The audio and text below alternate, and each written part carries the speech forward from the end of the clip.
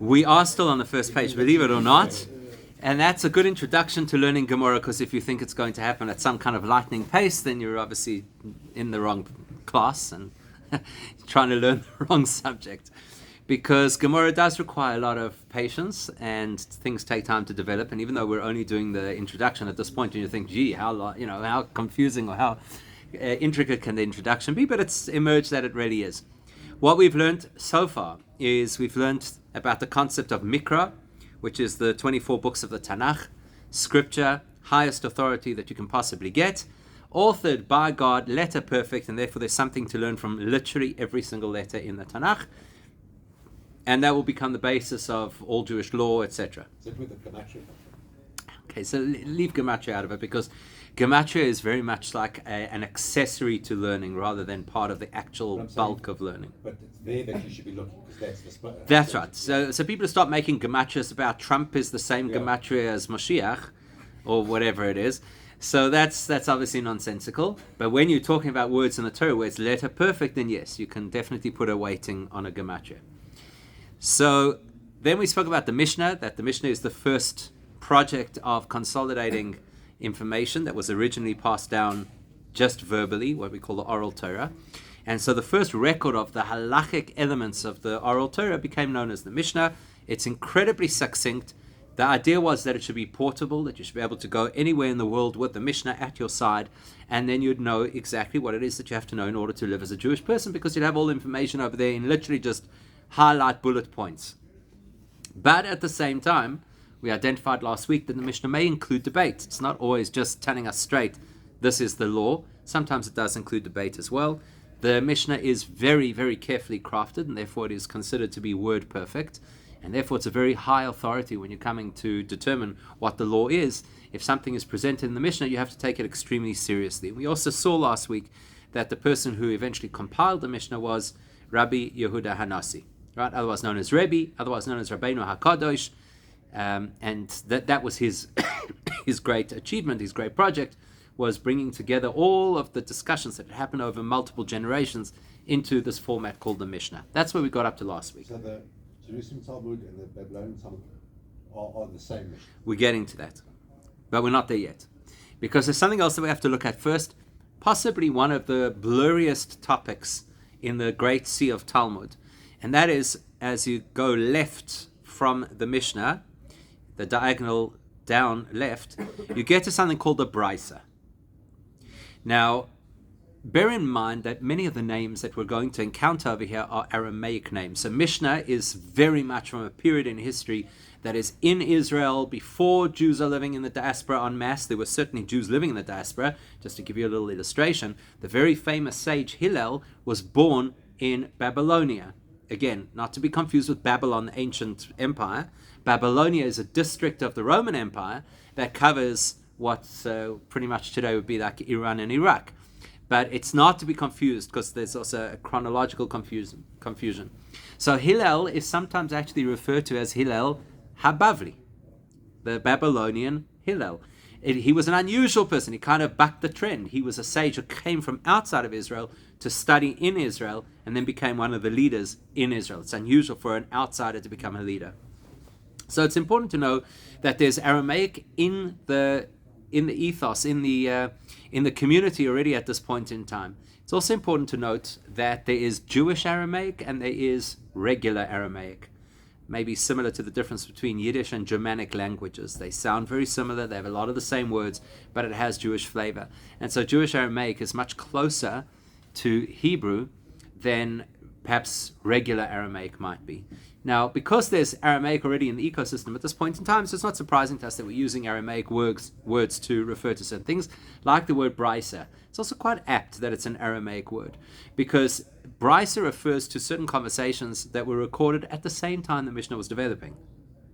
And yet, the Mishnah is referred to by a Hebrew name, and the brisa is referred to by an Aramaic name. So could you think of any reason why that might be? And the reason I'm highlighting this is because it's going to become a theme when we ascribe Hebrew, or more correctly, Lashon HaKodesh, holy terminology, versus ascribing Aramaic terminology. It's actually quite telling. So any idea why the Mishnah would be named in Hebrew and the Brisa, without yet getting into detail what Brisa is, would be named with an Aramaic term? Well, just like, I don't know, what comes to mind when you think of the two by comparison?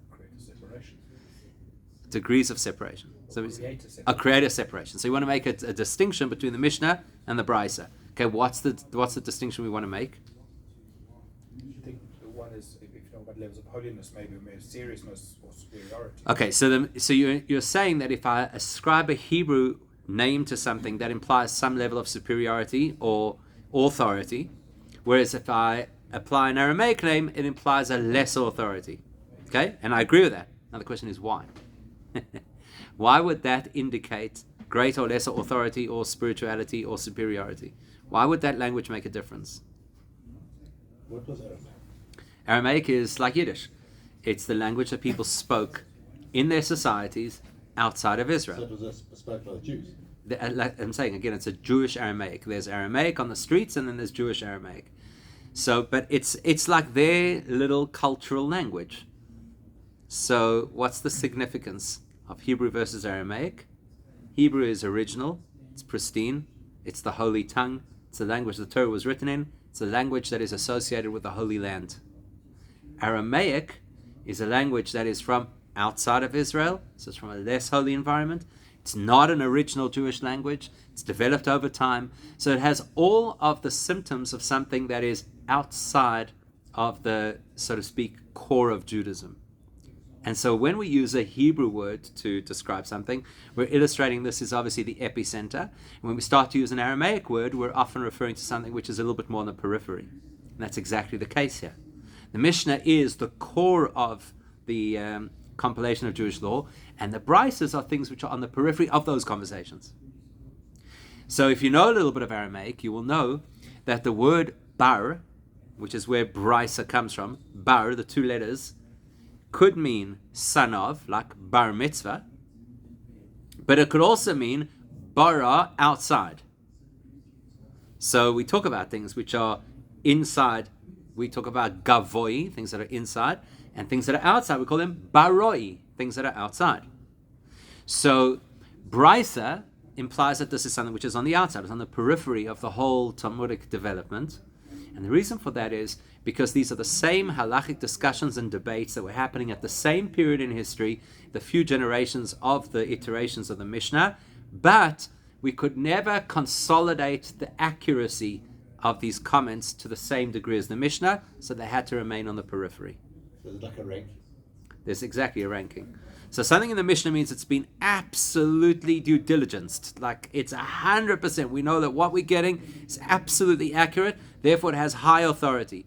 Brisa is conversations around the topic on the periphery, not verifiable to the same degree.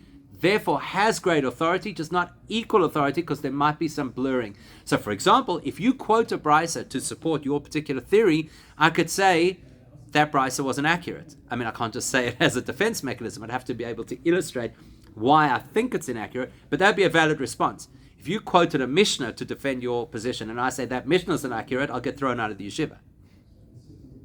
You're going to ask something.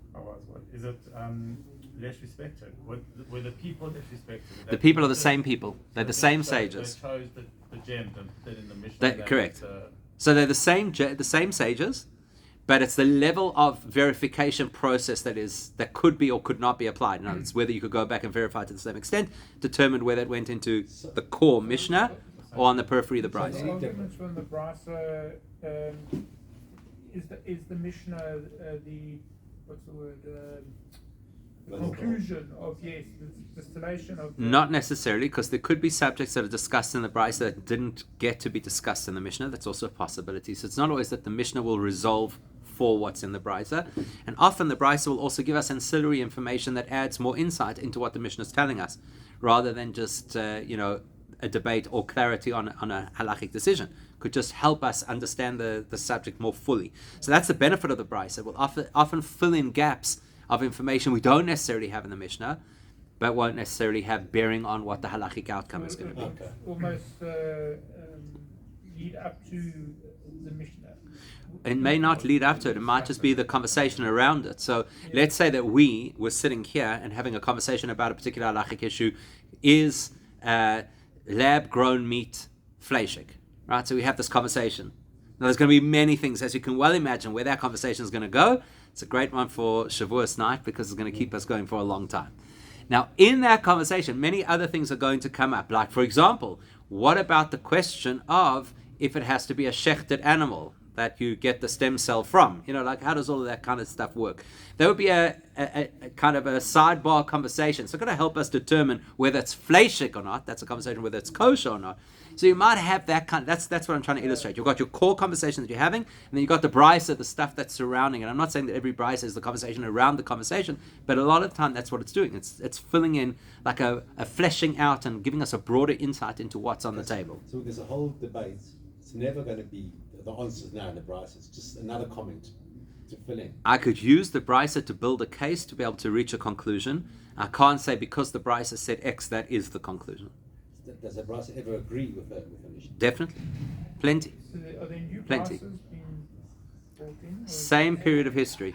So if it's a brisa, it's got to be in the same period of history. If it's contemporary kind of argument, I mean, how can that have been originated from there?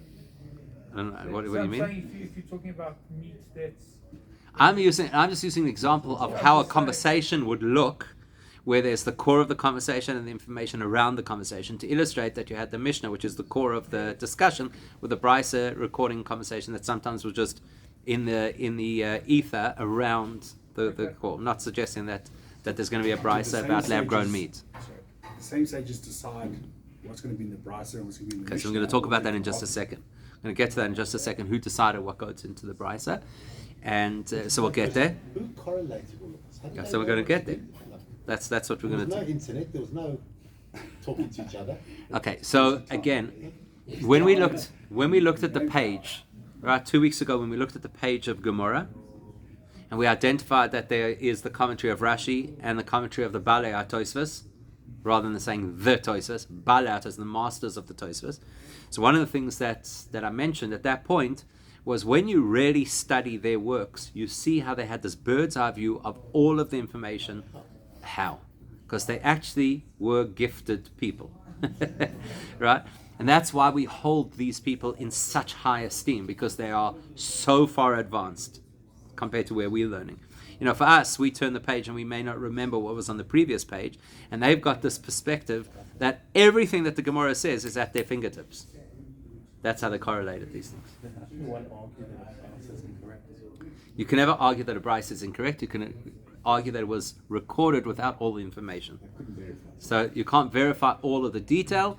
Therefore, well, once we jump into the Gemara, we'll definitely get lots and lots of examples. But let's just say, for argument's sake, that I'm going to use a very generic example here. Let's just say that there's a Mishnah. Such a Mishnah does not exist, but let's just say that there's a Mishnah that says internet is not kosher on Mondays.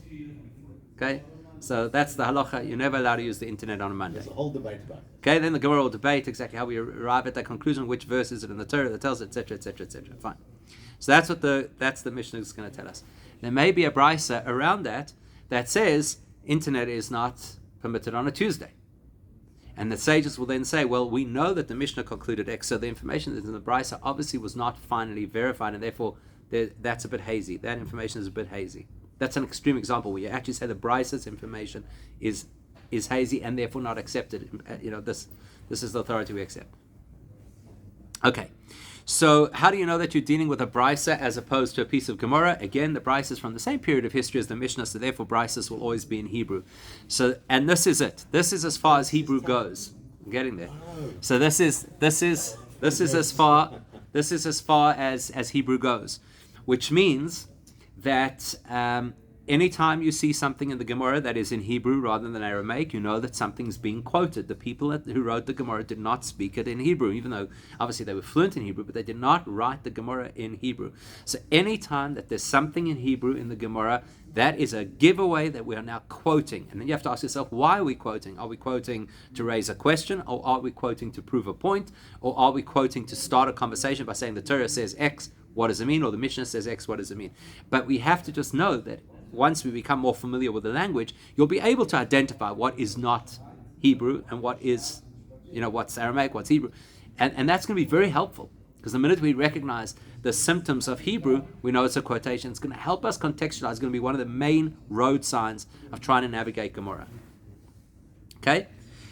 The people, as we've already discussed, the people who contributed to the Brises are the same sages, the Tanoim, who contributed to the Mishnah. But here's the interesting thing. Brisa is a generic term that includes various works, like what's called the Tosefta. The Tosefta is what we generically often refer to as these extra Mishnaic commentaries. But then there's things called the Sifra, the Sifri, and the Mechilta, which sometimes are referred to as Midrashim. And that's because they have a style a little bit more similar to the Midrash, but they are of a halachic nature as opposed to regular Midrash, which is more of an allegorical nature or a verse analysis or a historical context or instructions for life. So that's really interesting. There are your three key words that indicate that what you're about to see is from a Brisa: Tana, Tanya, or Tanu Rabbanon. Okay, so that's going to be, again, useful. As we go, we want to start building a vocabulary of these key navigational terms, because you're trying to wade your way through a page that has no punctuation. And there's just, it's so overwhelming when you look at a Gemorah page, because it's like words.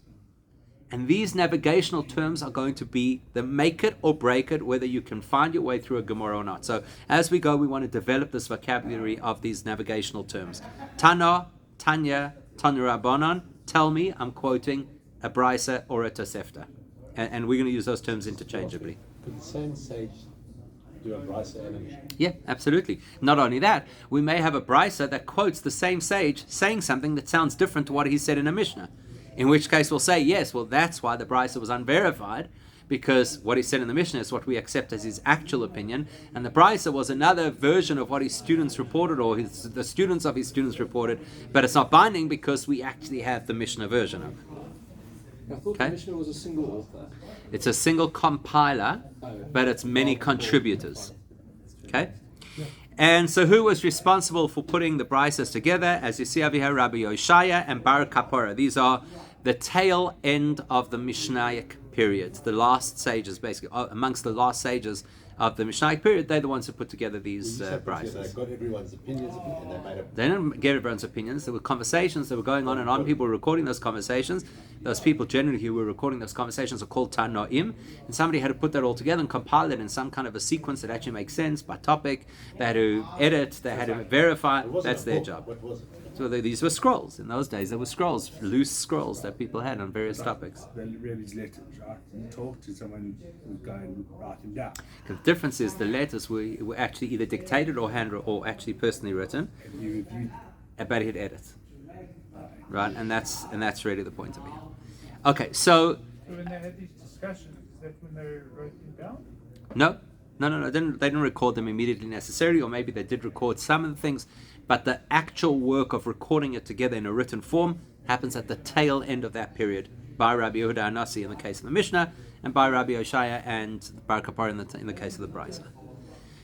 Now, all of that was just to get us to the point we wanted to be at, which is to start to work out what is the Gemorah. Okay, that's really where we wanted to arrive at, because if we're going to be learning Gemorah, then we want to know what is this thing that we're learning. And Gemorah is, again, a generic term, because actually there are two Gemorahs. There's what we call the Talmud Bavli and the Talmud Yerushalmi. And I'm sure people are familiar with that, because we often hear these expressions, even if people don't necessarily know what the distinction is between the two of them or how they evolved. So Talmud Yerushalmi means Jerusalem Talmud, and Talmud Bavli means Babylonian Talmud. Now you've got to understand, first and foremost, just the basic demographics of the period. That's the first thing you've got to understand.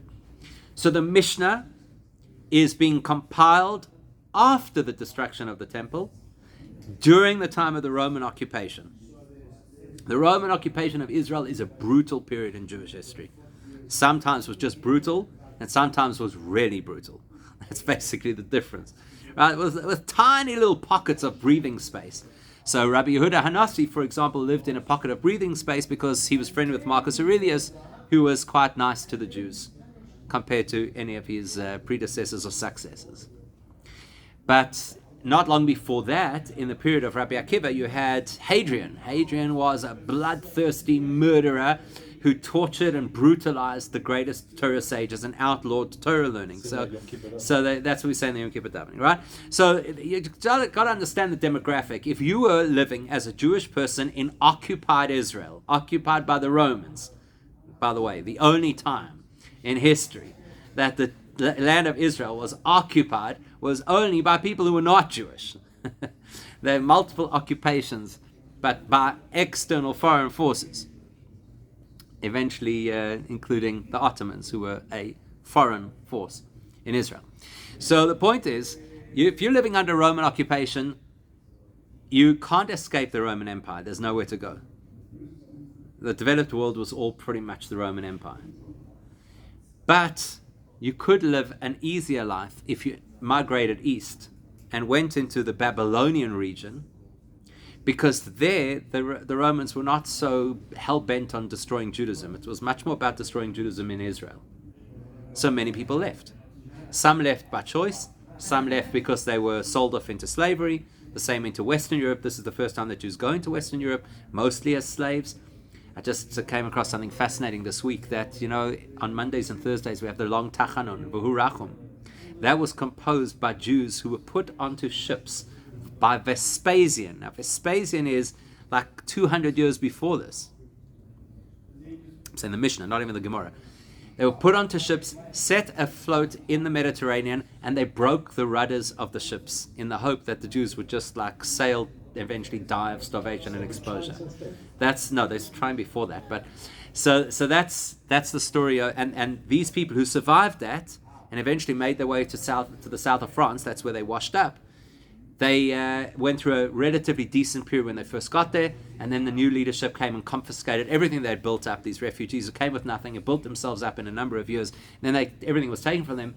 That's when they made this prayer, V'hu Rachum, which is basically, look how the nations of the world treat us. Please, Hashem, have mercy on us.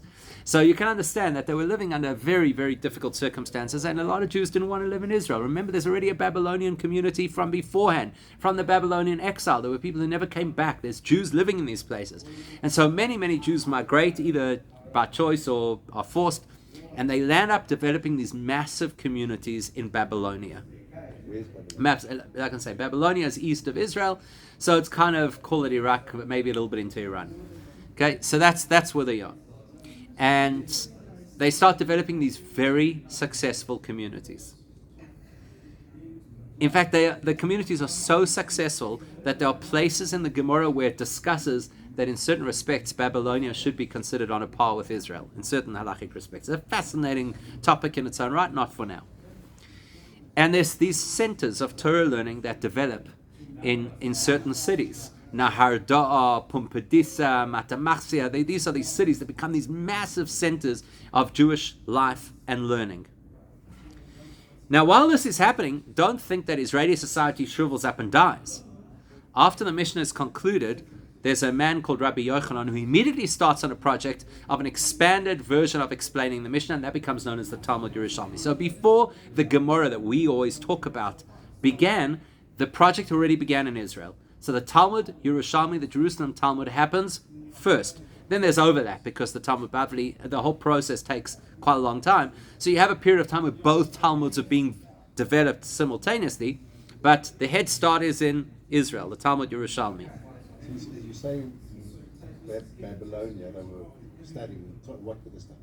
They were studying the Mishnah and the oral tradition that had been passed down together with the Mishnah, because these were tremendously great sages. Some of them were direct students of Rabbi Yehuda Hanassi, who put the Mishnah together. So there's some real powerhouses over here building these communities. It wasn't stragglers. It wasn't, this motley crew of refugees. These are some of the greatest sages in history who now relocate and take all their wisdom with them. So there's a real resource of wisdom. They both take the Mishnah in both areas and start expanding on it. Correct. Correct.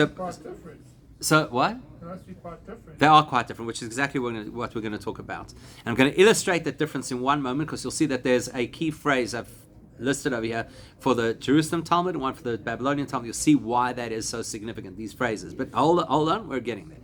So the Talmud Yerushalmi and the Talmud Bavli effectively look to do the same thing, which is to give us a better insight, more information, more background to the statements made in the Mishnah. So the Mishnah will make a statement like, for example, what is the earliest time to read the Shema at night? The very first Mishnah that exists, right? From what time can you begin to say the Shema at night? And then it will give you three options, or actually it's three options to how long after that you can still say the Shema. And then the Gemara is going to say, well, how do we get to that? And what's the source in the Torah? And how do we know how you apply this in different circumstances? And, so the Gemara will expand a lot of conversation around what the Mishnah said. Both Gemaras are going to do the same thing. However, the Talmud Yerushalmi is much more concise than the Talmud Bavli. And that's the marked difference between the two. The Talmud Yerushalmi is not pages and pages and pages on the same topic as we're going to experience when we learn Gemara. So who decided It's who's going to do this? Rabbi Yochanan. Like we're going to learn the Babylonian. Oh, no. Hold your horses. We're going to get to that. Okay? But first, you got to understand what the nature of these things are.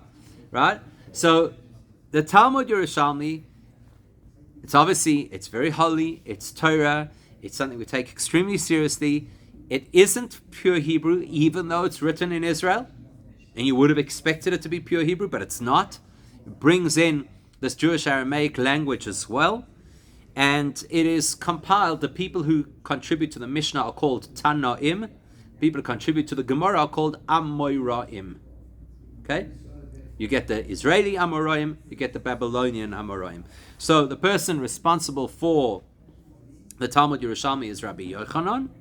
And simultaneously there's another project happening in Babylonia, and that's eventually going to be compiled by two people called Ravina and Rav Ashi. And that's a very different Gemara, very different technology, and that's the one we're going to pay the most attention to because that's the one that we learn. But before we get to understanding the difference between the two, let's look at these two phrases. One of the biggest things the Gemara is going to do is offer ideas, debate those ideas, and either prove or disprove the veracity of those ideas. Okay, that's a lot of what's going to happen in the Gemara. So in that interaction, one of the things you have to do regularly is you have to say, let me prove my point. You've got to say that, right? So if I'm making a suggestion, I have to be able to say, I have a way to prove that point. Now, there are multiple ways I could prove that point, and there are various key phrases that will illustrate that I'm about to prove a point, but there's a specific set of phrases, one from the Bavli and one from the Yerushalmi, that are so insightful to understand the difference between these two Gemaras. Talmud Yerushalmi wants to prove a point. The person will say, To chazi. Come and see what I'm going to tell you. In the Talmud Bavli, when they're trying to do the same thing, they'll say, To shma. Come and listen to what I'm going to tell you. Okay, what's the difference between seeing and hearing? Seeing is believing. No, seeing is not believing. That is a very non-Jewish statement. Seeing is you see the whole picture. Seeing is you see the whole picture. So for example, let's say that you're standing at a magnificent waterfall and it's a lush environment and it's a beautiful blue sky and it's birds chirping and bird life like you've never seen, and there's some animals and whatever the case is, and you're on the phone trying to tell your wife what you're experiencing. So what you're seeing in a flash, in literally a nanosecond, you're going to spend 10 minutes on the phone trying to describe, knowing that you'll have no idea what you actually mean. That's the difference between seeing and hearing. Seeing is not believing. Seeing is validating. If I've seen it, I don't have to believe it. For example, look out the window. Do you believe that it's nighttime? You don't have to believe it. Why do I have to believe it? I can see. I look outside, I can see that it's night. If you tell me that it's still light in Cape Town, I'm going to have to believe you. I don't know, I can't see it. I don't know. So seeing is not believing. Hearing is believing. Hearing means I distrust the information to a certain extent. So let's say, for argument's sake, somebody walks into shul in the morning. You won't believe what just happened to me. Craziest thing. As I was walking out of my house, I'll give you an even better example. Somebody tells you there was a tornado in Pretoria yesterday. What's your first reaction? No way. No, do me a favor. We don't get tornadoes. It's not the Midwest. We don't get tornadoes. So you heard it, your first reaction when you hear something is, I don't know if it's true. So then they show you a video, and you literally see this twister going through Pretoria yesterday. So now you say, okay, maybe it's AI. But if you were standing there physically on the road and you see it in front of your eyes, you can't deny it. Your brain might not be able to process it, but you can't deny it because you're seeing it. So when you see something that's with absolute clarity, when you hear something, it's not so clear. And to Gary's point, when you see something, it's immediate. When you hear something, it takes time. Do anybody remember that poem that we did as kids at school about the blind man and the elephant? I don't remember school. Don't remember school. Blocked it out. So it's this whole thing about these, I don't remember how many there were, but a whole group of blind men who encounter an elephant for the first time. So the one encounters the trunk, the one encounters the side, one the tail, one the leg, one the tusk. And based on their experience, each one has a completely different interpretation of what an elephant is. Because they can't see it, so they're fumbling. So the guy who encounters the tusk thinks that an elephant is some kind of a solid, like hard kind of entity. And the one that's got the trunk thinks it's this writhing snake kind of thing, right? That's the difference between what you see and what you hear. Why would the author have less confidence in Babylonia? Why would they have less confidence? Who said that it's a matter of less confidence? These are two different processes. I've never done it. Maybe somebody here has been in Israel. They have the Blind Museum and they have the Deaf Museum. So I don't know if you've been to them. The Blind Museum, I understand exactly how it works. Right? You walk in, it's pitch black. How's a Deaf Museum work? So they've obviously got to have a mechanism, whether it's headphones, whatever, I don't know, I haven't been there. It's obviously a mechanism that totally blocks out sound. So why do you have to have a blind museum and a deaf museum? You want to understand that the world of disability is completely different. Go to one. Why? Because a human being needs to see and a human being needs to hear. It's not that the one is less valid than the other. They're two different processes. The value of sight is that it's immediate and it's clear. The value of hearing is you have to pay attention.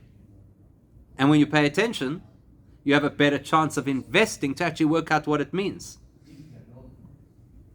So why is Jerusalem to see? So now why is the Jerusalem Talmud Toch Chazi, come and see, and the Babylonian Talmud Toch Shma, come and hear? Firstly, because it's describing the different processes of these two Talmuds. The Talmud Yerushalmi is giving us things in a very clear, succinct way, without all the debate, without all the back and forth.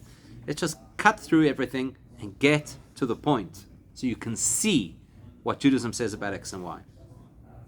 The Talmud Bavli wants you to go through the journey of working out why. So let's not just show you how it is. Listen, debate, the lengthy, complex process. Plus, when you're living in Israel, you're living in an environment which is more attuned to holiness. So therefore you have greater capacity to see. When you're living outside of Israel, you're a little bit spiritually dulled.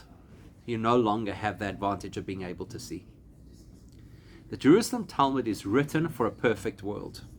As Israel is designed to be a perfect world. It's not far from a perfect world. Don't get me wrong. Don't think if you go to Israel tomorrow, it's automatically. But it's designed to be a perfect environment. Outside of Israel is designed to be an imperfect environment. You need the tools to deal with each place. So if you are at that level that you can see things, you need a guide of what you should see. But if you're not at that level, which most of us are not, then you need a book that's going to speak the language of our lives. Our lives are complicated, unpredictable. They have twists and turns. To one step forward, two steps back. You need a book that's going to guide you through that reality. That's why we learn Talmud Bavli. Because we're living in a world of confusion and doubt and lack of clarity. So this becomes the core product of what Jewish people are engaged in, because it speaks the language of our reality. One day, when you graduate, you can learn Talmud Yerushalmi. Who's learning Yerushalmi? Nobody. I don't want to say nobody. Very few people, and most people should not. Not that you should not. You're not qualified. You've got to first master the labyrinth of your own experience before you can graduate to understand what the Yerushalmi is saying. In other words, the Yerushalmi is saying, see this. If you're not ready to see, I could show you anything. Not only does you won't see it. Can you give an example? There's the old story. I don't know if it's appropriate to tell the story in a shir. Whether the story is true or legend, I don't know. But there's the what's the story? What's the story with the Native American tribe that's standing there on the beach when the first Europeans were arriving and they'd never seen ships before? So they didn't see the ships. I don't know if it's true or legend, but the principle is a true principle. If you've never seen a ship before, when the ship's in front of your eyes, you can't see it. That's what's happening in Talmud Yerushalmi. It's giving us information. To us, we look at it and say, oh, that's so simple. We're not seeing the information. We're not seeing what it's trying to tell us. So we just go, oh, this is so much easier. Why don't we learn this? So much easier. Poses the question, gives an answer, tells you the conclusion, moves on. That's the example. The example is we don't even know what we're looking for. And we don't even know what we're supposed to be seeing. And by the way, if you want to take this to its most extreme, that's the Zohar. Everybody thinks that the Zohar, you're going to open it up and the book's going to start radiating, and you're going to levitate, and the next thing, a golem's going to come out.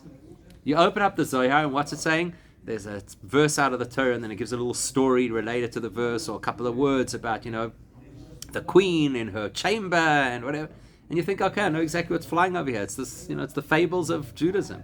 You don't even know what you're looking at. That's the point. Until a person has vision, they don't even know what they should be looking for. If you don't know what you should be looking for, you're actually wasting your time with this material. So all these yeshiva students who learn the whole Gemorah in 7 years, then started again, why don't they start the Yerushalmi? Because this I should definitely say off camera, because anybody who thinks that they're studying the whole Gemorah in 7 years needs to take a long, hard look in the mirror, right? It's lifetimes worth of information. Nobody's finishing the Gemorah in 7 years. Only when you get to a certain age. What's that? So you No, Talmud Yerushalmi is not age-based. You'd have to first. I'll give you an illustration. So the Gemorah tells a story that there was a sage called Rabbi Zera. Rabbi Zera was a very prolific sage. He's quoted a lot in the Gemorah. Makes a huge contribution to Judaism. Rabbi Zera lived in Babylonia. And one day he decided that he wanted to study the Jerusalem Talmud. Oh, they had this debate then. Yeah, of course. So you know what it says? He fasted a whole series of fasts to forget the logical approach of the Babylonian Talmud so it wouldn't interfere with his ability to learn the Jerusalem Talmud. That's how different the technology is. It's like you have to forget your old way of thinking to be able to access this way of thinking. That's kind of what we're talking about here. Okay, I need to wrap up. So I just want to wrap up with this. The big clue of who belongs where is what title they have before their name. We discussed last week the idea of smicha. You could only get smicha, which is proper ordination in Israel. So therefore, if you were a sage in Israel, you could be called Rabbi or Rabban, or sometimes the person was just called by their first name, like Hillel. If you were not in Israel, you could only get the title Rav, because you can only get true smicha in Israel. So one of the biggest indicators of where the rabbis belong in this whole story is, if they are Rav, they are Amoraim, they belong to the Gemorah. If they are Rabbi, they belong in Israel, so they could be part of the Jerusalem Talmud, or they're part of the Mishnah and part of the Brises. The Talmud Bavli is not going to quote the Talmud Yerushalmi. So therefore, if I find a Rabbi or a Rabban quoted in the Gemorah, it must be talking about a Mishnah. Can't be, that doesn't quote the Talmud Yerushalmi. And if it's wrong, it's not actually. Yeah. And sometimes there are actual debates between the Bavli and Yerushalmi, which means they didn't have their rabbis sitting at a table debating against each other. It means that they have a completely different approach to how you learn something in Judaism, and so it emerges that there's a debate of how you deal with it. For those people who have been coming in the early mornings to the shir before davening, we're currently actually learning an example of a massive difference of opinion between the Babylonian and Jerusalem Talmud, by the way, in this week's parasha. So there would be an example, but it's way beyond the scope of what we can do here now. Okay, so we actually concluded the first page, which is progress.